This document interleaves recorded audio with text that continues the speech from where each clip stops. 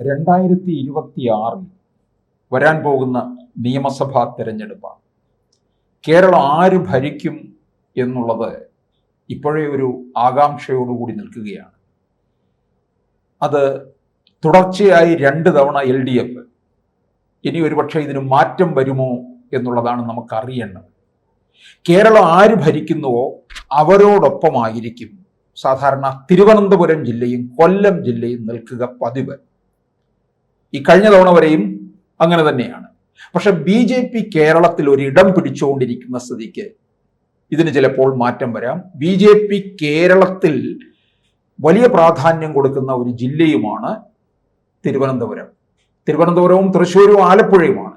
നമ്മൾ ഈ ഒരു പരമ്പര ആരംഭിക്കുമ്പോൾ തിരുവനന്തപുരത്ത് നിന്ന് തന്നെ, സംസ്ഥാന തലസ്ഥാനത്ത് നിന്ന് തന്നെ നമുക്ക് ആരംഭിക്കാം.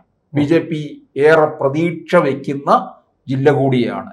തിരുവനന്തപുരം ജില്ലയിൽ 2026 എങ്ങനെ ആയിരിക്കും വിധി എഴുതാൻ പോകുന്നത് എന്നൊന്ന് വിലയിരുത്താം. തെരഞ്ഞെടുപ്പ് കമ്മീഷൻ പക്ഷേ, അതായത് സാധാരണഗതിയിൽ കേരളത്തിൻ്റെ തലസ്ഥാനം തിരുവനന്തപുരമാണെങ്കിലും തെരഞ്ഞെടുപ്പ് കമ്മീഷൻ പറയുമ്പോൾ, തെരഞ്ഞെടുപ്പ് പ്രഖ്യാപിക്കുമ്പോഴും ഒക്കെ പറയാറുള്ളത്, മണ്ഡലങ്ങളുടെ പേര് പറയാറുള്ളത് കാസർഗോട്ട് നിന്ന് വടക്ക് നിന്ന് തെക്കോട്ടാണ് പറഞ്ഞു വരാറുള്ളത്. പണ്ടേ അങ്ങനെ ആയതുകൊണ്ട് ആ ഒരു പാരമ്പര്യം തുടരും. നമുക്ക് തിരുവനന്തപുരത്ത് നിന്ന് തിരിച്ചങ്ങോട്ട് പോകും, തെക്ക് നിന്ന് വടക്കോട്ട് പോകും. ഈ വിജയനാഥ് പറഞ്ഞ പോലെ തിരുവനന്തപുരം പാർലമെൻറ്റ് മണ്ഡലം എന്ന് പറയുന്നത് BJP അവരുടെ A ക്ലാസ് മണ്ഡലമായിട്ട് കരുതിയിരുന്നതാണ്. പലപ്പോഴും സോത്സാഹം ജയിക്കുമെന്ന് വിചാരിക്കുകയും ഒരു തവണ ജയിക്കുകയും ചെയ്ത ഒരു മണ്ഡലമാണ്. അത്ഭുതപ്പെടുത്തിക്കൊണ്ട് ജയിക്കുകയും പലപ്പോഴും വിജയിച്ചുകൊണ്ട് പരാജയപ്പെടുകയും ഒരു തവണ മാത്രം പരാജയപ്പെട്ടുകൊണ്ട് വിജയിക്കുകയും ചെയ്തൊരു മണ്ഡലമാണ്. ഇവിടെ നമ്മൾ കാണേണ്ട ഒരു കാര്യം, തിരുവനന്തപുരത്തിൻ്റെ ഹൃദയഭാഗത്ത് BJPക്ക് വലിയ വോട്ടുകൾ പിടിക്കും. പക്ഷെ തീരദേശങ്ങളിലേക്ക് പോകുമ്പോൾ ആ വോട്ടിൻ്റെ കേന്ദ്രീകരണം മറുവശത്തേക്ക് പോകും. അങ്ങനെയാണ് സംഭവിക്കുന്നത്. പലപ്പോഴും ഇതൊരു ഗൂഢാലോചനയുടെ ഫലമായിട്ട് ഉണ്ടായിട്ടുള്ളതാണെന്ന് സംശയം തോന്നത്തക്ക വിധത്തിലുള്ള ഒരു പരാജയമാണ് കഴിഞ്ഞ പാർലമെൻറ്റ് തിരഞ്ഞെടുപ്പിൽ നമ്മുടെ രാജീവ് ചന്ദ്രശേഖർ നേരിട്ടത്. വിജയിച്ച് കയറി അതിൻ്റെ ലാസ്റ്റ് മൈൽസ് കടന്നുകൊണ്ടിരിക്കുമ്പോഴാണ് പരാജയം പിടിച്ച് അദ്ദേഹത്തെ താഴോട്ട് വലിക്കുന്നത്. അപ്പോൾ ഈ കേന്ദ്രീകരണം, വോട്ട് കേന്ദ്രീകരണത്തിൻ്റെ അതിൻ്റെ ഒരു ക്ലാസിക് എക്സാമ്പിളാണ് ഈ തെരഞ്ഞെടുപ്പുകളിലെല്ലാം നമ്മൾ കാണുന്നത്. അതിനെ മറികടക്കാൻ രാജഗോപാലിന് ഒരിക്കൽ കഴിഞ്ഞു എന്നുള്ളത് സത്യം തന്നെയാണ്. പക്ഷെ നമ്മളിപ്പോൾ കാണുമ്പോൾ ഈ മണ്ഡലത്തിലെ മൊത്തത്തിൽ നോക്കുമ്പോൾ BJPക്ക് അനുകൂലമായിട്ടൊരു കാറ്റുണ്ട്.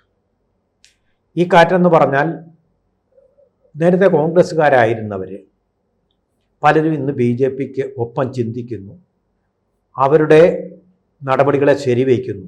ആ രീതിയിലാണ് ഇപ്പോൾ പോകുന്ന കാര്യങ്ങൾ.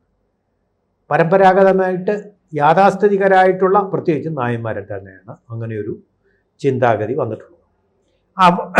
അവരിലെ തന്നെ പുതുതലമുറ നമ്മുടെ രാഷ്ട്രീയത്തിൻ്റെ ഈ തർക്ക വിതർക്കങ്ങളും വാദപ്രതിവാദങ്ങളും ഒക്കെ കൊണ്ട് മലീമസമാക്കിയിട്ടുള്ള ആ സംസ്കാരത്തെ വെറുക്കുകയും ചെയ്യുന്നുണ്ട്. തലമുറയിലെ പുതിയ ആൾക്ക് എന്ത് രാഷ്ട്രീയമായത്, അടി പിടി വഴക്ക് കലഹം. കുറച്ചുകൂടി സൊഫിസ്റ്റിക്കേറ്റഡ് ആയിട്ടുള്ള ഒരു പൊളിറ്റിക്സ് ആഗ്രഹിക്കുന്നവരാണ് നവാഗതരായിട്ടുള്ള വോട്ടർമാർ, പ്രത്യേകിച്ച് പുതുതലമുറ. അവർക്ക് ഈ ബഹളങ്ങളല്ല ഇഷ്ടം. അതിൻ്റെ ഒരു നല്ല പ്രതിനിധിയായിട്ടുള്ള ഒരാളിനെയാണ് നമ്മുടെ BJP പ്രാവശ്യം അതിൻ്റെ സംസ്ഥാന അധ്യക്ഷനായിട്ട് വെച്ചു. പൊളിറ്റിക്സ് ഓഫ് ഡെവലപ്മെൻറ്റ്, അതായത് വികസനത്തിൻ്റെ രാഷ്ട്രീയമാണ് അന്നും ഇന്നും ഇദ്ദേഹം മുറുകെ പിടിച്ചത് എന്ന് വിചാരിച്ച് BJPയിലെ പഴയ നേതാക്കൾ കലഹത്തിൻ്റെ ഒരു രാഷ്ട്രീയത്തിൻ്റെ ചേരുവകൾ ചേർന്ന ഒരു രാഷ്ട്രീയമാണ് പ്രവർത്തിച്ചു കൊണ്ടിരിക്കുന്നത്. അപ്പോൾ ആ ഒരു വ്യത്യസ്തത BJPക്കുള്ളിൽ തന്നെ ഉണ്ട്. പക്ഷേ കുഴപ്പമില്ലാതെ പോകുന്നു. നമ്മൾ കഴിഞ്ഞ ദിവസം തൃശ്ശൂരിൽ കണ്ടതാണ്. സുരേന്ദ്രനും ബദ്ധവൈരിയായിട്ടുള്ള ശോഭാ സുരേന്ദ്രനും ഒരുമിച്ച് നിന്നുകൊണ്ട് പരസ്പരം വാനോളം പുകഴ്ത്തുന്ന കാഴ്ച. അത് വളരെ ശുഭോദർക്കമായിട്ടുള്ള ഒരു പ്രതീകമാണെന്നാണ് എൻ്റെ ഒരു വിശ്വാസം.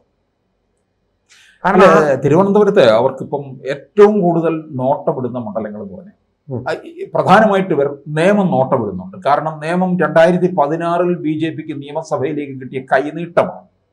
അത് 2021 കൈവിട്ടുപോയി. അപ്പൊ നിയമം പിടിക്കണം. അതിനോടൊപ്പം രാജഗോപാൽ പിടിച്ചതാണ്. വട്ടിയൂർക്കാവ്, കഴക്കൂട്ടം എന്നീ മണ്ഡലങ്ങള്, അതുപോലെ കാട്ടാക്കട ആറ്റിങ്ങൽ പാർലമെന്റ് മണ്ഡലത്തിൽ വരുന്നതാണ്. കാട്ടാക്കടയിലെ അവിടെ വി മുരളീധരൻ 1ാം സ്ഥാനത്തെത്തിയതാണ്. പി കെ കൃഷ്ണദാസ് തന്നെ ആയിരിക്കും അവിടെ സ്ഥാനാർത്ഥി എന്നുള്ളതാണ്. നേമത്ത് രാജീവ് ചന്ദ്രശേഖർ തന്നെയായിരിക്കും മത്സരിക്കുക. ഈ ഏതാണ്ട് 72 വാർഡുകളിൽ തിരുവനന്തപുരം കോർപ്പറേഷനിൽ വരുന്ന BJP മുന്നേറ്റം കുറിക്കുന്നിടമാണ് പാർലമെന്റ് മണ്ഡലത്തിൽ നമ്മൾ കണ്ടത്. അപ്പൊ ആ വിലയിരുത്തൽ വെച്ച് നോക്കുമ്പോൾ ഇതൊക്കെ BJPക്ക് പിടിച്ചെടുക്കാൻ കഴിയുന്ന നിയമസഭാ മണ്ഡലങ്ങൾ തന്നെയാണ്. 14 എണ്ണമാണ് ഉള്ളത്. അതിൽ 1 മാത്രമാണ് UDFന്റെ കൈവശമുള്ളത്, കോവളത്തെ M. വിൻസെന്റ്. ഇവിടെ ഞാനൊരു കാര്യം പറയാവുന്നത്, ഇപ്പോൾ അതിൻ്റെ ഒരു ടെസ്റ്റ് ഡോസ് നമുക്കിപ്പോൾ കിട്ടും.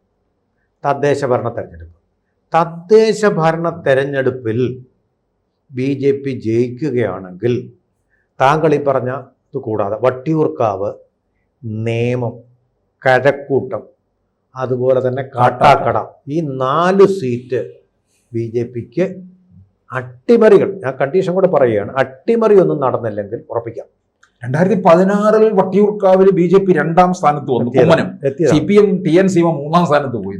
3ാം സ്ഥാനത്ത് പോയി. അപ്പൊ അത് നമ്മൾ ഓർക്കണം. CPMന് ഈ പ്രാവശ്യം ഭരണവിരുദ്ധ തരംഗമുണ്ടെങ്കിലും വലിയൊരു കുഴപ്പം, ഒരു ഭാഗ്യം അവർക്ക് കിട്ടിയിട്ടുണ്ട്.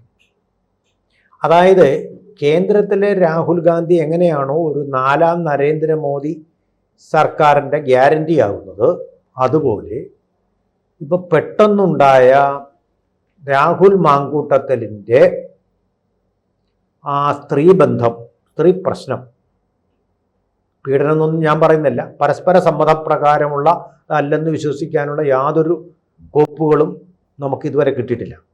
അങ്ങനെയുള്ള ബന്ധം തിരുവനന്തപുരത്തെ പൊതുജനങ്ങൾ ഇഷ്ടപ്പെടുന്ന ഒരു കാര്യമല്ല. ഒരു തരം അപ്പം ആ ഒരു കാര്യം അവിടെ വന്ന് ഭവിച്ചിട്ടുള്ളതുണ്ട്. അതൊരു പക്ഷേ ഈ തദ്ദേശ തെരഞ്ഞെടുപ്പിൽ നിലനിൽക്കും. കാരണം ഞാൻ പറഞ്ഞതുപോലെ ഏറ്റവും അടുത്ത് നടക്കുന്ന സംഭവങ്ങളാണ് ഏറ്റവും കൂടുതലായിട്ട് ഒരു തെരഞ്ഞെടുപ്പിനെ സ്വാധീനിക്കുന്നത്. മറുവശത്ത് ഇപ്പം നമ്മൾ കണ്ടത്, ഈ ഓണത്തിന് കാണുന്നത്, ഇതുവരെ ദുർബലമായിരുന്ന 3 സാധനങ്ങൾ പോലും കിട്ടാനില്ലാതിരുന്ന സപ്ലൈകോ വളരെ ശക്തം. 13 ഐറ്റങ്ങൾ ഏതാണ്ട് കമ്പോളത്തിലിൻ്റെ പകുതി വിലയ്ക്ക് കൊടുക്കുക, സബ്സിഡി. അതാണ് പിണറായി വിജയൻ ഗവൺമെന്റിന്റെ അവസരത്തിനൊത്ത് അവർക്ക് ഉയരാൻ കഴിയും. കോൺഗ്രസിനാണെങ്കിൽ അവസരത്തിനൊത്ത് താഴാനും കഴിയും. ആ ഒരു വലിയ ബലാബലം അവിടെ ഉണ്ട്. പിന്നെ 2 മാസത്തെ ക്ഷാമം പെൻഷൻ കൊടുക്കുന്നു. പെൻഷൻ കൊടുക്കുന്നു. അതുപോലെ തന്നെ സർക്കാർ ജീവനക്കാർക്ക് DA, ഏറ്റവും കൂടിയ ബോണസും കൊടുക്കുന്നു. ഇതുകൂടാതെ ഒരു ശ്രുതി ഉണ്ടായിട്ടുണ്ട്, അതായത് 5 ദിവസം വർക്കിംഗ് ഡേ കേന്ദ്ര ഗവൺമെന്റിനെ പോലെ 5 ദിവസമാക്കുക. ശനിയാഴ്ചകളിൽ അവധി കൊടുക്കാനുള്ള നീക്കവും. മിക്കവാറും സംസ്ഥാന തെരഞ്ഞെടുപ്പിന് മുമ്പ് ഒരു ശമ്പള കമ്മീഷനെ കൂടെ പ്രഖ്യാപിച്ചു കഴിഞ്ഞാൽ ഈ തന്ത്രം പിണറായി വിജയകരമായിട്ട് ഓരോ തെരഞ്ഞെടുപ്പിന് മുമ്പ് പ്രഖ്യാപിക്കാറുണ്ട്.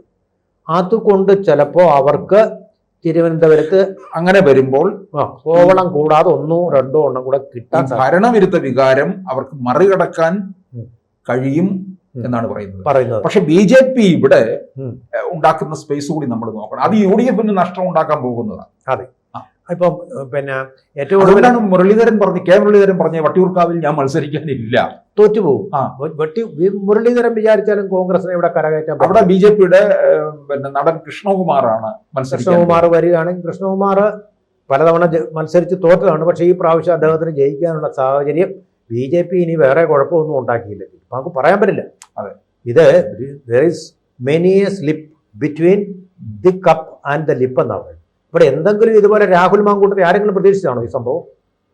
അല്ല. അപ്പോൾ അതുപോലെ എന്തെങ്കിലും ഒരു സംഭവം വന്നു കഴിഞ്ഞാൽ അവിടെ തീരും. അപ്പോൾ അതുകൊണ്ട് നമുക്കിപ്പോൾ ജനറലായിട്ടൊരു ട്രെൻഡ് വെച്ചിട്ട് BJPക്ക് ഒരു 4 സീറ്റ്, CPMന് ഒരു 2 സീറ്റ്, ബാക്കിയുള്ളത് കോൺഗ്രസിന് കിട്ടുമോ എന്നുള്ളത്, ഇത് എത്ര കാലം മനസ്സിൽ ഈ സംഭവങ്ങൾ നീറ്റലായിട്ട് നിൽക്കുന്നു, അല്ലെങ്കിൽ രാഹുൽ MLA സ്ഥാനം രാജിവെക്കുന്നു എന്നുള്ളതിനെ ആശ്രയിച്ചിരിക്കും. അദ്ദേഹത്തിൻ്റെ MLA സ്ഥാനം രാജിവെച്ചാൽ ദർ ഇസ് നോ പ്രോബ്ലം. കോൺഗ്രസുമായിട്ടല്ല, എല്ലാ ബന്ധങ്ങളും അവിടെ പോയി കഴിഞ്ഞ് സമാധാനം പറയാൻ ഒന്നായി. എന്തിന് ഈ MLA പദവിയിൽ കടിച്ചു തൂങ്ങുന്നു എന്നുള്ളത് എനിക്ക് മനസ്സിലാവുന്നില്ല. അത് കോൺഗ്രസിന് വലിയ വിനാശകരമാവും. അത്ര വലിയ ഷോർട്ട് മെമ്മറി ഉള്ള ആൾക്കാരല്ല തിരുവനന്തപുരത്തുള്ളതെന്നും കൂടി നമ്മൾ ഓർക്കേണ്ടതായിട്ടുണ്ട്. ഇനി പുതിയ സംഭവങ്ങൾ വരുമ്പോൾ അതിനനുസരിച്ച് ഈ കാര്യങ്ങളിലൊക്കെ മാറ്റം വരാം. പക്ഷേ ഒരു കാര്യം നമ്മൾ ഓർക്കണം, പിണറായി വളരെ തന്ത്രശാലിയാണ്. തെരഞ്ഞെടുപ്പ് അടുക്കും തോറും ഗവൺമെൻറ് അദ്ദേഹത്തിൻ്റെ കയ്യിലാണ്. അപ്പോൾ ഇൻകുംബൻസി വോട്ടുകൾ ഉണ്ടാക്കാൻ അദ്ദേഹം കഴിയും. ഇൻകുംബൻസി വോട്ട്, ഭരണ അനുകൂല വികാരം ഉണ്ടാക്കാനുള്ള നടപടികൾ അദ്ദേഹം തീർച്ചയായിട്ടും സ്വീകരിക്കും. അതും കൂടി ഇനി വരാൻ പോകുന്ന ഒരു ഘടകം ആയിട്ട് നമ്മൾ ചർച്ച ചെയ്യേണ്ടി വരും. എങ്കിലും BJPക്ക് താമര ഇവിടെ ഉറപ്പിക്കാം എന്നുള്ളൊരു അന്തരീക്ഷമുണ്ട്.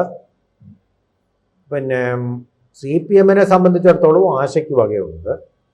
കോൺഗ്രസിൻ്റെ കാര്യത്തിൽ ഒരു തിരുത്തലിൻ്റെ ആവശ്യമുണ്ടെന്നുള്ളൊരു നിഗമനത്തിൽ നമുക്കെത്താൻ പറ്റും.